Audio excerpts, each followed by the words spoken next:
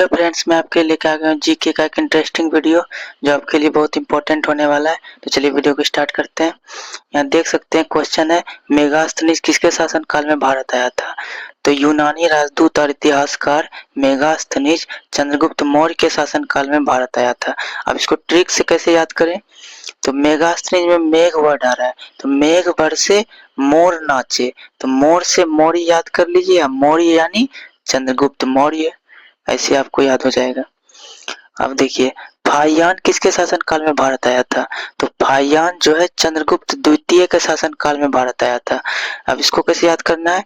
तो यान, यान से एक बार आया और एक बार गया, तो दो बार हो गया, तो द्वितीय। और इसका यात्रा जो था ना गुप्त था, तो चंद्रगुप्त द्वितीय, ऐसे याद कर लेना है। और इसका जो इम्पोर्टेंट फैक्ट है इसको पढ़ लीजिएगा, ठीक है। मैं बस यहाँ पे अभी ट्रिक बताऊंगा।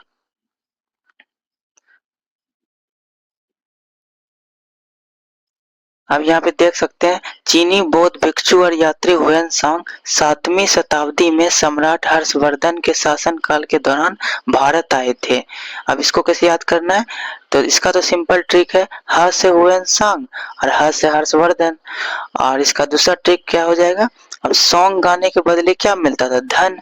तो सॉन्ग हुएनसांग, धन यानी हर्षवर्धन, ऐसे भी याद कर सकते हैं।